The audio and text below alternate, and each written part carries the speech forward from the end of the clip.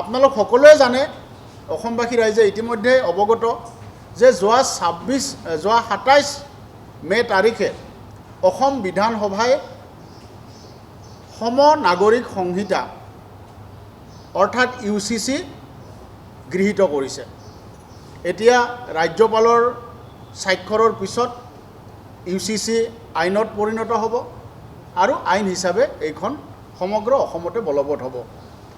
আপোনালোকে এই কথাও জানে যে সমগ্ৰ ভাৰতবৰ্ষৰ ভিতৰত অসম 3 নম্বৰ ৰাজ্য যিয়ে UCC বলবৎ কৰিছে।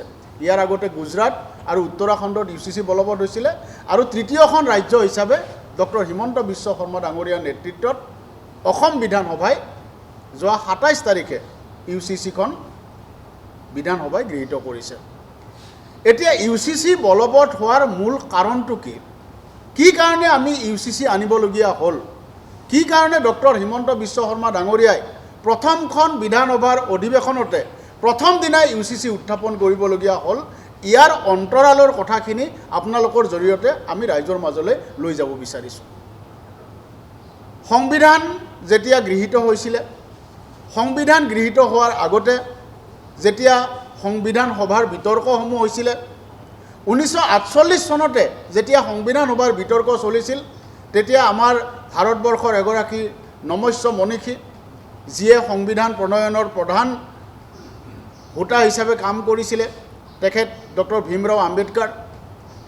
ডক্টৰ ভীমৰাও আম্বেদকাৰ ডাঙৰীয়াই সংবিধান সভাৰ বিতৰ্কত 1948 চনতে কৈছিলে যে দেশত সকলোৰে কাৰণে একে আইন হ'ব লাগে। ধৰ্মৰ ভিত্তিত, জাতিৰ ভিত্তিত বেলেগ বেলেগ আইন এই দেশত প্ৰণয়ন হ'ব নালাগে। আৰু সংবিধান সভাৰ বিতৰ্কত সেই সময়তো এই বিষয়টোলৈ এটা তুমুল বিতৰ্ক হৈছিলে আৰু পৰৱৰ্তী সময়ত যেতিয়া সংবিধান গৃহীত হৈছিলে, সংবিধান গৃহীত হওঁতে তাৰ 44 নং অনুচ্ছেদত স্পষ্টভাৱে উল্লেখ কৰা হৈছিলে যে স্বাধীন ভাৰতৰ চৰকাৰে সকলোৰে কাৰণে, সকলো নাগৰিকৰ কাৰণে সমান অধিকাৰ ৰক্ষিত হোৱা আইন প্ৰণয়ন কৰিব, অৰ্থাৎ UCC প্ৰণয়ন কৰিব। কিন্তু আমি সকলোৱে জানো জৱাহৰলাল নেহৰু ডাঙৰীয়া প্ৰধানমন্ত্ৰী হোৱাৰ পিছত সমগ্ৰ দেশতে এনেকুৱা এটা ৰাজনীতি আৰম্ভ হৈ গ'ল যিটো স্পষ্টভাৱে ক'বলৈ গ'লে মুছলমান তুষ্টিকৰণৰ ৰাজনীতি। আৰু মুছলমান তুষ্টিকৰণৰ ৰাজনীতিয়ে জৱাহৰলাল নেহৰু ডাঙৰীয়াক এনেকুৱা এটা পৰ্যায়লৈ লৈ গ'ল যে সংবিধানে নিৰ্দেশনা দিয়া UCC বলবৎ কৰিবৰ কাৰণেও তেখেতে কংগ্ৰেছে জৱাহৰলাল নেহৰু ডাঙৰীয়াই পিছ হুহুকি থাকিলে, তেওঁলোকে UCC বলবৎ নকৰিলে। আমি এটা কথা সকলোৱে কৈ থাকোঁ যে আইন সকলোৰে বাবে সমান, কিন্তু ভাৰতবৰ্ষত আইন সকলোৰে বাবে সমান নহয়, আইন সকলোৰে বাবে সমানভাৱে বলবৎ হোৱা নাছিলে। তাৰ উদাহৰণটো আছিলে যে মুছলমানসকলৰ কাৰণে মুছলিম পাৰ্চনেল ল, অৰ্থাৎ আমি ধৰ্মৰ ভিত্তিত এনেকুৱা কিছুমান আইন কানুন ইয়াত চলি আছিলে য'ত আজি মই হিন্দু হিচাপে মোৰ কাৰণে বিবাহৰ আইন বেলেগ, বিবাহ বিচ্ছেদৰ আইন বেলেগ, সম্পত্তিৰ অধিকাৰৰ আইন বেলেগ, মোৰ ছোৱালীজনীৰ কাৰণে অধিকাৰৰ আইন বেলেগ আৰু মুছলমানসকলৰ কাৰণে বেলেগ। মুছলিম পাৰ্চনেল লক শৰীয়তৰ লগত একাকাৰ কৰি আজি ভাৰত স্বাধীন হোৱাৰ পৰা আজিলৈকে এনেকুৱা ধৰণে ভাৰতবৰ্ষৰ এটা ব্যৱস্থা চলি থাকিলে যে আইন সকলোৰে কাৰণে সমান নহয়।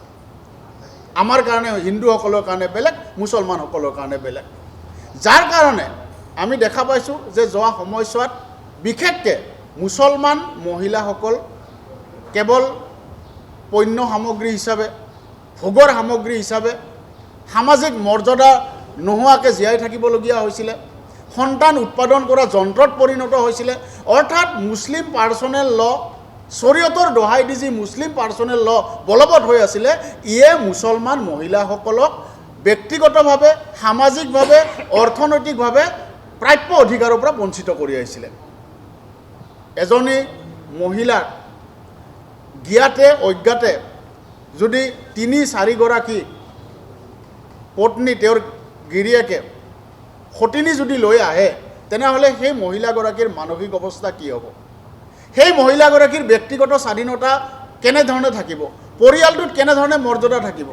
আৰু অৰ্থনৈতিকভাৱে তেওঁৰ তাৰ কি অধিকাৰ ৰক্ষিত হ'ব? এই গোটেই কথাবিলাক ইমান দিনে আছিলে আমাৰ কাৰণে এক ধৰণৰ এক বৈষম্যমূলক এটা ব্যৱস্থা। আৰু আমি সকলোৱে জানো যে ভাৰতীয় জনতা পাৰ্টি আৰু ভাৰতীয় জনতা পাৰ্টিৰ পূৰ্বসূৰী যিটো ৰাজনৈতিক দল আছিলে জনসংঘই 1967 চনতে কৈছিলে, নিৰ্বাচনী ইস্তাহাৰত কৈছিলে যে যদি জনসংঘ ক্ষমতালৈ আহে তেনেহ'লে ভাৰতবৰ্ষত UCC বলবৎ কৰিব। অৰ্থাৎ আমাৰ ভাৰতীয় জনতা পাৰ্টিৰ পূৰ্বসূৰী দল জনসংঘ আৰু আমাৰ বিচাৰ পৰিয়ালৰ এটা দীৰ্ঘদিনীয়া এটা প্ৰচেষ্টা আছিলে যে ভাৰতবৰ্ষত সকলো নাগৰিকৰ কাৰণে সমান আইন প্ৰতিষ্ঠা কৰা, অৰ্থাৎ সকলো নাগৰিকৰ কাৰণে সমান অধিকাৰ প্ৰতিষ্ঠা কৰা। আৰু তাৰ কাৰণে দীৰ্ঘদিনীয়া যুঁজ, যেনেকৈ সংবিধান সভাত বিতৰ্ক হৈ নিৰ্দেশাত্মক যিটো মৌলিক অধিকাৰ হ'বলগীয়া বিষয়টো নিৰ্দেশাত্মক নীতিলৈকে গুচি গ'ল, ঠিক তেনেধৰণে জনসংঘৰ দিনৰ পৰা বিজেপি আৰু বিচাৰ পৰিয়ালৰ এই যুঁজ দীৰ্ঘদিন ধৰি চলি থাকিলে আৰু আজিলৈকে সৰ্বাত্মকভাৱে এই আইনখন প্ৰণয়নৰ ক্ষেত্ৰত বিৰোধী দলসমূহে, বিশেষকৈ কংগ্ৰেছ আৰু কিছু বিৰোধী দলে আজিৰ তাৰিখতো কেৱল মুছলমান তুষ্টিকৰণৰ কাৰণে আমাক বাধা প্ৰদান কৰি আহিছে। আৰু তেনেকুৱা এটা সময়ত ৰাজ্যভিত্তিকভাৱে আজি প্ৰথমতে গুজৰাটত হ'ল, উত্তৰাখণ্ডত হ'ল আৰু এতিয়া অসমত UCC আমি আইন হিচাপে বলবৎ কৰাৰ পৰ্যায়লৈ আমি আগবাঢ়ি গ'লোঁ। আমি ভাবোঁ যে ডক্টৰ হিমন্ত বিশ্ব শৰ্মা ডাঙৰীয়াই অসমৰ মহিলাসকলক ধৰ্ম নিৰ্বিশেষে, জাতি নিৰ্বিশেষে, অসমৰ আই মাতৃসকলক, অসমৰ আমাৰ ভনীসকলক, আমাৰ যিসকল ভৱিষ্যত প্ৰজন্মৰ ছোৱালী, যিসকল ভৱিষ্যতে আৰু আমাৰ সমাজখনত মৰ্যাদা সহকাৰে জীয়াই থকাৰ আকাংক্ষা লৈ জীয়াই আছে, সেই সকলোকে এটা বেলেগ পৰ্যায়লৈ তেওঁলোকে অধিকাৰ ৰক্ষিত হোৱাৰ এটা পৰ্যায়লৈ লৈ গ'ল। সেইকাৰণে আমি ভাবোঁ যে ডক্টৰ হিমন্ত বিশ্ব শৰ্মা ডাঙৰীয়াই এক সাহসী পদক্ষেপ ল'লে। তাৰ কাৰণে ইতিমধ্যে অসমবাসী ৰাইজে তেখেতক ভূয়সী প্ৰশংসা কৰিছে, অশেষ ধন্যবাদ জনাইছে। আৰু আজিও আপোনালোকৰ জৰিয়তে, এই সংবাদমেলৰ জৰিয়তে পুনৰবাৰ অসমৰ মুখ্যমন্ত্ৰী ডক্টৰ হিমন্ত বিশ্ব শৰ্মাক এই যুগজয়ী সিদ্ধান্ত লোৱাৰ কাৰণে, এই সাহসী পদক্ষেপ লোৱাৰ কাৰণে আমি ধন্যবাদ জ্ঞাপন কৰিছোঁ। অসম বিধানসভাৰ প্ৰতিগৰাকী সদস্য যিসকলে এই বিলৰ সপক্ষত, আইনত পৰিণত কৰাৰ সপক্ষত তেওঁলোকে যুক্তি প্ৰদৰ্শন কৰিলে আৰু ভোটদান কৰিলে, আমি সকলোকে এই সংবাদমেলৰ জৰিয়তে ধন্যবাদ জ্ঞাপন কৰিছোঁ। আৰু আমি আশা কৰিম যে মানধাতা কলীয়া, এলান্ধু কলীয়া, শৰীয়তৰ দোহাই দি চলি থকা এই নাৰীৰ প্ৰতি বৈষম্য এতিয়া অসমৰ পৰা, আমাৰ ৰাজ্যৰ পৰা অন্তৰ্হিত হ'ব। আমাৰ মহিলাসকলে সমান অধিকাৰ পাব। সম্পত্তিৰ ক্ষেত্ৰত আগতে যেনেকৈ বিয়াৰ ক্ষেত্ৰত 4জনলৈকে বিয়া পাতিব পাৰিছিল এটা বিশেষ ধৰ্মৰ মানুহে, ঠিক তেনেকৈ বিবাহ বিচ্ছেদ হোৱাৰ ক্ষেত্ৰতো কোনো নিৰ্দিষ্ট শৰীয়তত উল্লেখ নাই, যাৰ পৰা তেওঁ ক্ষতিপূৰণ পাই ভৱিষ্যত জীৱনটো ভালকৈ পাৰ কৰিব পাৰে। কিন্তু এতিয়া UCC অহাৰ লগে লগে বিবাহৰ ক্ষেত্ৰত যি ধৰণে নিৰ্দিষ্ট আইন নীতি নিয়ম হ'ল, ঠিক একেধৰণে বিচ্ছেদৰ ক্ষেত্ৰতো নিৰ্দিষ্ট নিয়ম হ'ল।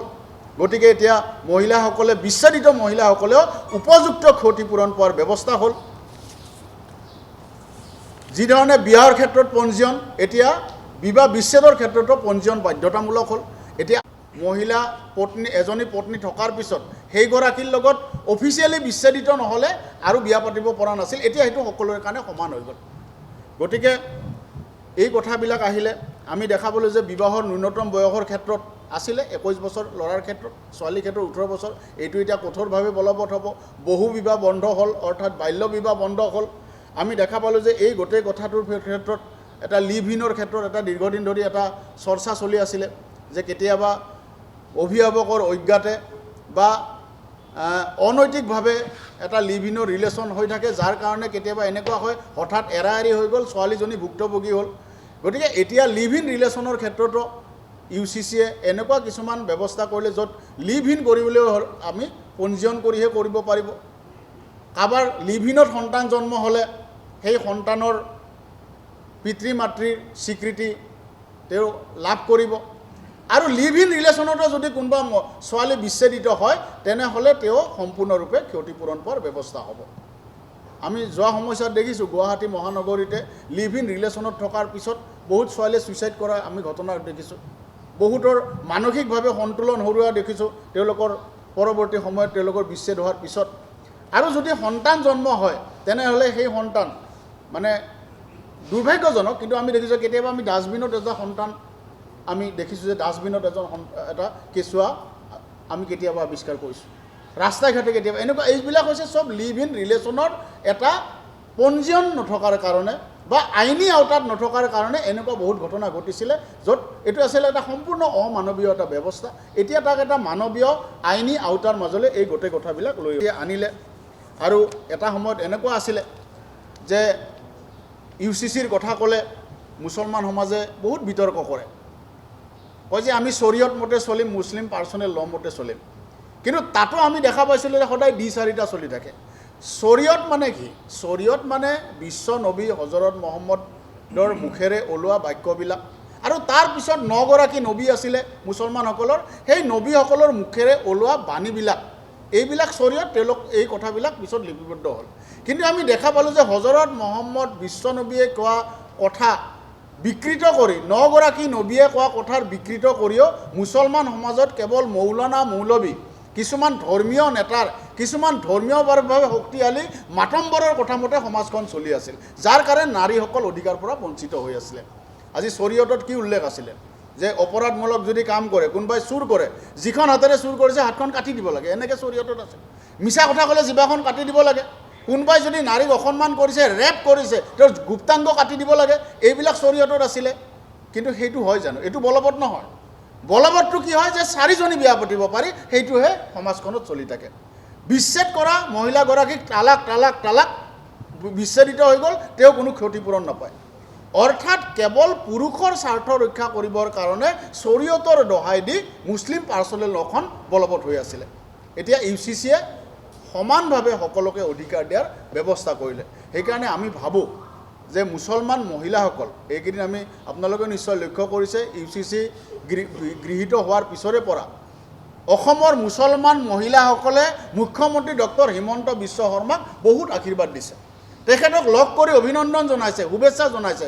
অৰ্থাৎ মুছলমান মহিলাসকলৰ কাৰণে এতিয়া দ্বিতীয় জীৱন, অধিকাৰ প্ৰাপ্তিৰ এটা নতুন জীৱন আৰম্ভ হৈ গ'ল। সেইকাৰণে মই ভাবোঁ যে যিসকলে নুবুজি ইয়াৰ বিৰোধিতা কৰিছে, তেওঁলোকে গোটেই বিষয়টোৰ গভীৰতালৈ যদি যায়, যদি মৌলানা মৌলবী, ধৰ্মীয় মতান্ধ, এলান্ধু কলীয়া মতবাদত যিসকল বিশ্বাসী, নিজৰ স্বাৰ্থ পূৰণৰ কাৰণে ধৰ্মীয় মতবাদক ব্যক্তিগত স্বাৰ্থত যিসকলে ব্যৱহাৰ কৰে, তেওঁলোকক বাদ দি যিসকল গণতান্ত্ৰিক মনৰ মানুহ, যিসকল প্ৰগতিশীল মনৰ মানুহ, যিসকলে সঁচা সঁচিকৈ সমাজখনৰ ভাল হোৱা বিচাৰে, নাৰী পুৰুষ সকলোৰে সমান মানৱীয় অধিকাৰ প্ৰতিষ্ঠা হোৱা বিচাৰে, তেওঁলোক সকলোৱে ইয়াৰ আদৰণি জনাব। আৰু যদি কোনোবাই ভুলকৈ বুজি আছে, মই এই সংবাদমেলৰ জৰিয়তে আপোনালোকক অনুৰোধ জনাইছোঁ, UCCখন ভালকৈ আপোনালোকে পঢ়ক, সংহিতাখনৰ ধাৰাসমূহ আপোনালোকে ভালকৈ অধ্যয়ন কৰক। দেখিব যে আপুনি যদি আজি বিৰোধিতাও কৰিছে নুবুজি, পঢ়ি শুনি ল'লে আপোনালোকে ইয়াৰ সপক্ষত বক্তব্য প্ৰদান কৰিব। সেইকাৰণে মই বৰ বেছি আৰু দীঘলীয়া ক'বলগীয়া নাই, মই আপোনালোকৰ জৰিয়তে এই কথাখিনি যাতে ৰাইজৰ মাজলৈ যায়, এইখিনি কথা মই উত্থাপন কৰিলোঁ। আৰু এখন সকলোৰে কাৰণে সমান অধিকাৰ প্ৰতিষ্ঠাৰ আইন প্ৰণয়ন কৰাৰ কাৰণে পুনৰবাৰ ডক্টৰ হিমন্ত বিশ্ব শৰ্মা ডাঙৰীয়া আৰু অসম বিধানসভাক ধন্যবাদ জ্ঞাপন কৰিছোঁ। ধন্যবাদ।